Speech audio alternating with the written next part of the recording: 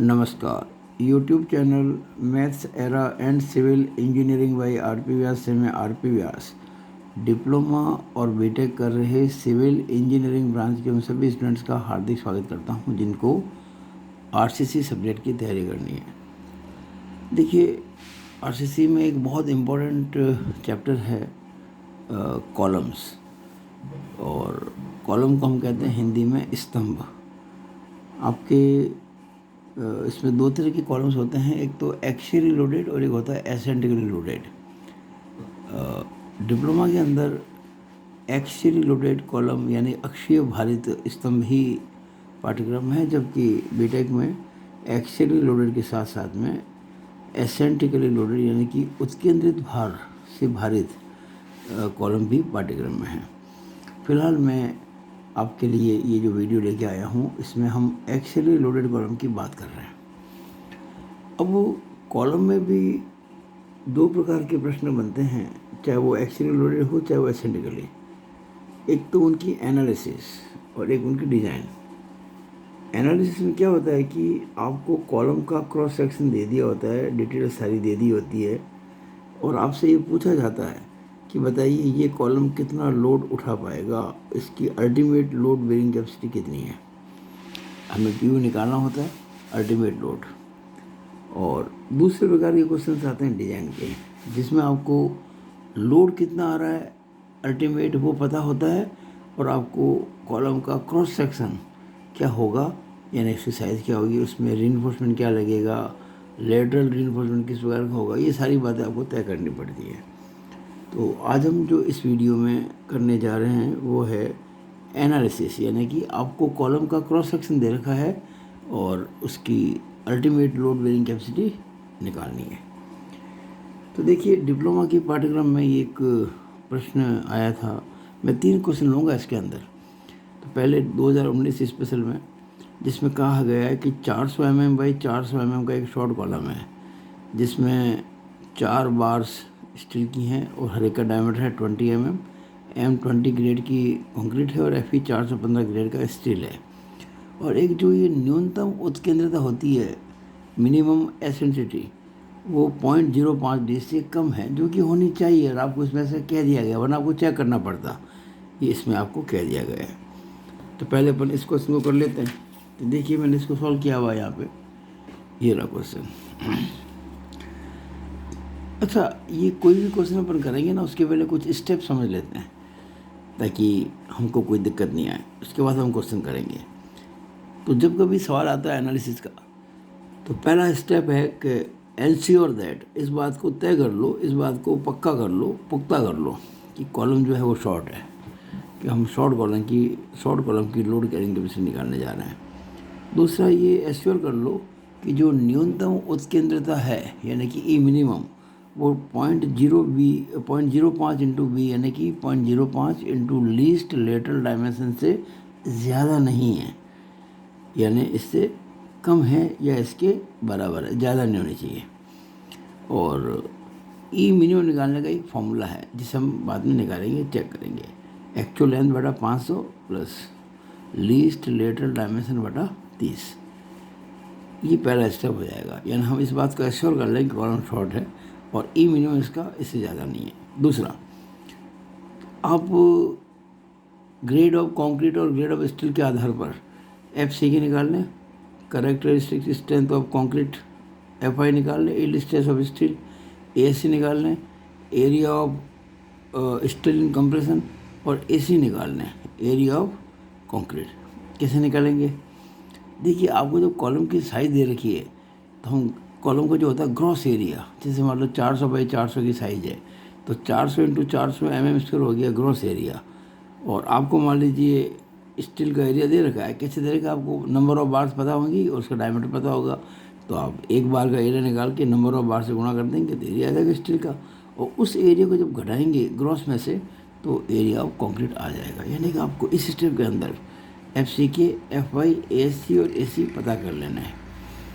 और उसके बाद आपको जो RCC का कोड है IS 456/2000, ये पेज 71 उसका है, और आर्टिकल कह सकते हो, उसको क्लॉज कह सकते हो, 39.3 है।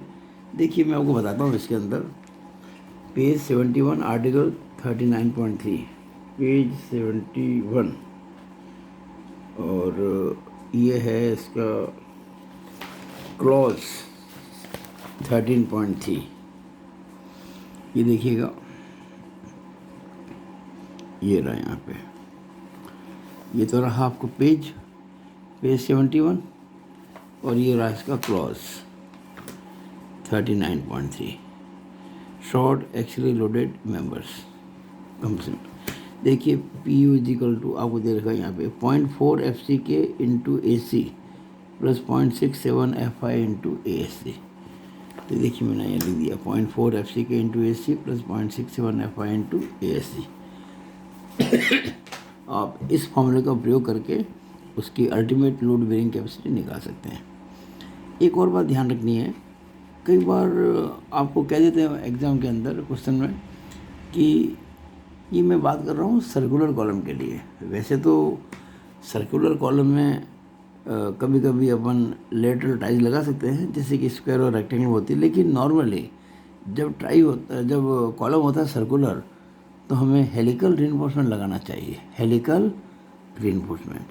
और कोड कहता है कि अगर हेलिकल रीइंफोर्समेंट आप लगाते हैं तो कॉलम की जो लोड कैरिंग कैपेसिटी है वो 5% बढ़ जाती है, 5% इंक्रीज हो जाती है।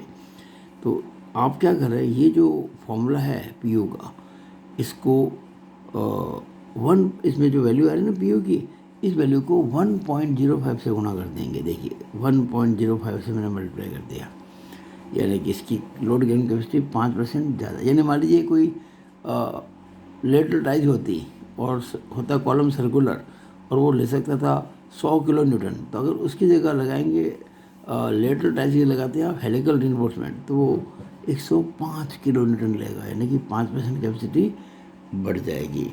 ये भी आपके कोड में लिखा हुआ है, आपको तो बस दिमाग में रखना होगा इस चीज़ को कि ये देखिएगा ये सब बातें यहाँ लिखी हुई है कि when the minimum eccentricity as 25.4 does not exceed 0.05 times the lateral dimension, the member may be designed by the formula। और ये देखिए यहाँ पे आगे लिखा हुआ है compression members with helical reinforcement, लिखा ना, ये लिखा था strength of compression member with helical reinforcement satisfying the requirement of Article 39.4.1 shall be taken as 1.05 times the strength of the similar member with lateral ties। यानी lateral ties में जो strength आती है उसको आपको 1.05 से गुणा करना होगा, यानी कि स्ट्रेंथ को 5% बढ़ा के लेना होगा। तो ये सारे स्टेप्स हैं, अगर इन स्टेप्स को आप एकदम समझ लेंगे, दिमाग में बैठा लेंगे, तो आप एग्ज़ाम आने वाला कोई भी क्वेश्चन स्ट्रेंथ पे कर पाएंगे। तो मैं अभी आपके लिए जो पहला क्वेश्चन था, जिसमें आपको ये क्या रखा है कि 400 बाई 400 का है, शॉर्ट कॉलम, 4 बार्स है 20 mm की, M20 और FE 415 ग्रेड हैं, और ई मिनिमम इसका 0.05 से कम है। आपको साफ साफ कह दिया इसकी लोड कैरिंग कैपेसिटी निकालनी है। देखिएगा मैंने इस क्वेश्चन को किया है, अब ध्यान से देखिएगा। देखिए ये आपको दिया हुआ है, एफ सी के एफ आई लिख दिया आपने as per given datas, area of steel in compression, यानी कि आपका मेन जो रिइंफोर्समेंट उसके लिए डायमीटर कितना है रॉड्स का 20 mm, कितनी बार्स हैं 4। देखिएगा ये यहाँ लिखा हुआ है 4 बार्स 20 mm 5, तो ये हो गए आपके 4 into pi by 4 into 20 square, ये आ गया 1257.14 mm²। अब निकालेंगे area of concrete, gross area minus area of steel. Gross area तो 400 बाई 400 का कॉलम है, तो 400 इंटू 400 mm² माइनस ये 1257। तो अब देखेंगे 1,58,742.86 mm² आ जाएगा एरिया ऑफ कंक्रीट। अब देखिएगा पीयू निकालने का formula, page 71 of the code, ये 0.4 F C K into S C plus 0.67 F I into A S C. ये जो सारी वैल्यूज आपने निकाली है अभी चारों, ये यहाँ पुट कर देंगे। 0.4 FC के तो आपका 20 है, AC 158,742.86 ये देखिए रहा, प्लस 0.67 और उसके बाद में FI, तो FI इसका हमारा 415 है और आखिर में ये इसमें आ गया आपके देखिएगा ASC जो है हमने अभी निकाला था इसका 1257.14, ये 1257.14। इसको जब सॉल्व करेंगे तो ये देखिए आंसर आएगा 21, सैकड़ा, हज़ार, 10,000, लाख, 10 लाख, 16,19,490.657 न्यूटन। हमें आंसर देना होता है किलो न्यूटन में, 1000 से भाग लगा देंगे तो ये 3 स्थान पीछे से लग जाएगा, दशमलव 1 2 3, तो 1619 पॉइंट, तो 1619.490657 किलो न्यूटन आ गया इसका PU का मान, यानी इसकी load carrying capacity, ultimate load carrying capacity. अच्छा, कभी आपसे पूछा जाता कि इसमें निकालिएगा इसका सेफ लोड, तो उस केस में फिर आपको फैक्टर ऑफ सेफ्टी का भाग देना होगा, वो आपको हम बाद में जब डिजाइन करेंगे तब समझाएंगे इस चीज़ को। अभी आपको केवल आप में इसमें आपको अल्टीमेट लोड निकालना था, जो हमने फॉर्मूले से निकाल दिया। आगे चलते हैं। अगला जो क्वेश्चन मैंने लिया था इसके अंदर वो ये कि ये क्वेश्चन आया हुआ 2018 के अंदर डिप्लोमा में। आपको एक्चुअल लेंथ दे रखी है कॉलम की 3.2 मीटर और कॉलम की साइज दे रखी है 400 बाई 400 और जो मेन बार्स हैं वो 8 और 16 mm डायमीटर है। M20 और FE 415 ग्रेड है कंक्रीट और स्टील के। और ये इसमें कह रखा है कि both ends are restrained in position as well as in direction. Column के जो दोनों सिरे हैं वो स्थिति और दिशा दोनों से अवरुद्ध हैं। और आपको पता है जब कॉलम के जो एंड्स रेस्ट्रेंड होते हैं इन पोजीशन एंड डायरेक्शन बोथ, तो वो कहलाते हैं दोनों फिक्स्ड हैं, दोनों सिरे आबद्ध हैं। तो आपको ये जो डाटा दिए ना, इससे आपको पहले निकालना पड़ेगा E और उसके बाद आगे चलेंगे हम। देखिए क्वेश्चन को सॉल्व करते हैं अपन। ये था क्वेश्चन नंबर जो मैंने बताया आपको, देखिए ध्यान से इस चीज़ को। एक्चुअल लेंथ दे रखी है आपको 3.2 मीटर यानी कि 32 mm। Be least lateral dimension, क्योंकि कॉलम स्क्वायर है ना, इसलिए लीस्ट लेटरल डायमेंशन हो गया 400 mm लिखा, चूँकि column section is 400 by 400 mm। Effective length कितनी होती है? जब दोनों सिरे फिक्स्ड होते हैं तो होती है 0.65 इंटू एक्चुअल लेंथ, यानी 0.65 इंटू 3200, तो गुणा किया इसको 2080 आ गया। अब हम इफेक्टिव जो लेंथ है कॉलम की उसको लीस्ट लेटरल डायमेंशन से भाग लगाएंगे, तो 2080 में 400 का भाग लगाया तो 5.2 आया, जो कि 12 से कम है, यानी ये कॉलम डेफिनेटली शॉर्ट कॉलम है। और शॉर्ट कॉलम के लिए फॉर्मूला है ये, तो कॉलम शॉर्ट। ओके, अब हम क्या करते हैं कि 0.05 भी निकालते हैं वो ई मिनिमम को चेक करने के लिए। तो 0.05 इंटू 400 किया तो 20 आ गया। अब हमने ई मिनिमम निकाला फॉर्मूले से, L/500 प्लस B/30। ये एक्चुअल लेंथ 32 mm है बटा 500 प्लस 400/30 किया तो ये 19.733 आया। और हम ये जानते हैं कि ये जो वैल्यू आती है ये 0.05 B से ज़्यादा नहीं होनी चाहिए, कम या बराबर हो सकती है, तो कम ही है, कोई दिक्कत नहीं। वैसे हम जब डिज़ाइन करेंगे तो 20 लाएंगे इसको, क्योंकि 20 से भी कम नहीं होनी चाहिए। ओके, अभी हमने इस बात को फिक्स कर लिया है, ये जो वैल्यू आ रही है 0.05 B से ज़्यादा नहीं है। जो चीज़ 0.05 B से कम है वो ज़्यादा कैसे हो सकती है? ज़्यादा नहीं हो सकती। थैंक्स। ओके, हम लिखा ना यहाँ पे ओके। ओके लिखना बहुत ज़रूरी है। आप कोई चेक करते हैं ना, ओके लिखने से क्या होता है, तसल्ली होती है भी हमने इस चीज़ को अच्छी तरह से लिख दिया समझ के। अब वही काम, ये पहला स्टेप हो गया। हमने कहा कि पहले स्टेप हमेशा गिवन डाटा लिखो और स्ट्रेसेस लिख दो। अब सेकंड स्टेप, सेकंड देखिएगा, FC के FI लिख दिया।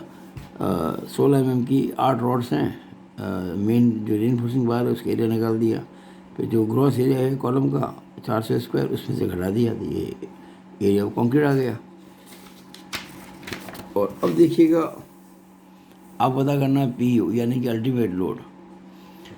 तो ये फॉर्मूला लगा लिया हमने 4 FCK plus 0.67 FI into ASC। और आपको मैं जैसे कि पहले कह चुका हूँ कि ये फॉर्मूला जो है पेज नंबर 71 पर है, क्रॉस 39.3। सारी वैल्यूज हमने जो अभी निकाली थी उसे उसमें लिख दी तो हमारा आंसर आ गया इतना। इकाई, दाइश, सैकड़ा, हज़ार, 10,000, लाख, 10 लाख, 17,14,48.257 न्यूटन। आंसर देना होता है किलो न्यूटन में, 1000 से भाग लगा दिया तो 1714.548257 किलो न्यूटन आंसर आ गया। अब लेते हैं क्वेश्चन नंबर तीसरा जो मैंने लिया है आपके, ये 2 बार आ चुका है एग्जाम में, डिप्लोमा में, 2017 स्पेशल और 2012 स्पेशल। इसमें कहा गया कि शॉर्ट कॉलम है, आपको सवाल में कह दिया कॉलम शॉर्ट है। जब सवाल में कह देते हैं कि कॉलम शॉर्ट कॉलम है फिर आपको चेक करने की ज़रूरत नहीं है। और साथ में उसका जो साइज़ दिया इस बार वो 300 mm बाई 450 mm, इस बार स्क्वायर नहीं है, इस बार ये रेक्टेंगुलर है। और 6 बार लगाइए एज ए लॉन्जिट्यूडनल रीइंफोर्समेंट और हर एक का डायमीटर 20 mm। और M20 ग्रेड की कंक्रीट है, रफी 415 ग्रेड का स्टील है। और आपको PU यानी कि अल्टीमेट लोड निकालना है। इस बार देखिएगा लीस्ट लेटरल डायमेंशन इसका 300 होगा, क्योंकि जो छोटी साइड होती है ना वही होती है। और π/4 इंटू 20 स्क्वायर इंटू 6 करेंगे तो एरिया ऑफ स्टील कंप्रेशन आ जाएगा। अब इसको कैसे करें, देखिए सवाल है तीसरा, ये देखिएगा। अब आप सबसे पहला ये आया 2012 स्पेशल में आया हुआ है और साथ साथ में 2017 स्पेशल में भी आया हुआ है। पहला स्टेप भाई, कॉलम शॉर्ट है, ये आपको गिवन है। अब हम ये कहेंगे कि माना एज्यूम कि जो ई मिनिमम है यानी कि मिनिमम एसेंसिटी यानी न्यूनतम उत्केंद्रता वो 0.05 इंटू लीस्ट लेटरल डायमेंशन से कम है, ऐसा हम मान के चल रहे हैं, क्योंकि सारा फॉर्मूला इसी पे बेस्ड है। अगला स्टेप FCK FI लिख दिया, ए से निकाल दिया हमने। एक का एरिया है π/4 इंटू 20 स्क्वायर, ऐसे ही 6 रोड्स हैं, 6 बार्स हैं, 6 सरी है तो 1885.7 आ गया। अब AC निकाला, gross area minus ASC, gross इस बार 300 बाई 450 का है, माइनस ए किया तो ये 1,33,114.286 mm² आ गया, AC आ गया। ना अगला स्टेप अल्टीमेट लोड का फॉर्मूला आपको दे रखा है कॉलम के इसका, और 0.4 FCK AC plus 0.67 FI ASC सारी वैल्यूज पुट की हमने तो 15,89,237.066 न्यूटन आया। तो उसको हमने 1000 से भाग लगा के 1589.237066 किलो न्यूटन लिख दिया। तो ये मैंने आपको 3 क्वेश्चंस कराए हैं जो डिप्लोमा के आए हुए हैं और एनालिसिस के हैं, यानी कि आपको क्रॉस सेक्शन दे रखा है कॉलम पर, आपको कितना लोड लेता है इसको पता करना है। तो मुझे आशा है कि आपको ये वीडियो बहुत अच्छा लगा होगा। बहुत आसान तरीके से मैंने हर चीज़ को समझाने की कोशिश की है। तो आप अगर अच्छा लगा तो मेरे इस वीडियो को लाइक और शेयर करना ना भूलें। और जो मेरा YouTube चैनल है आप देख रहे हैं, maths era and civil engineering by RBR, इसको सब्सक्राइब जरूर करें। It is all over about this video. Thank you.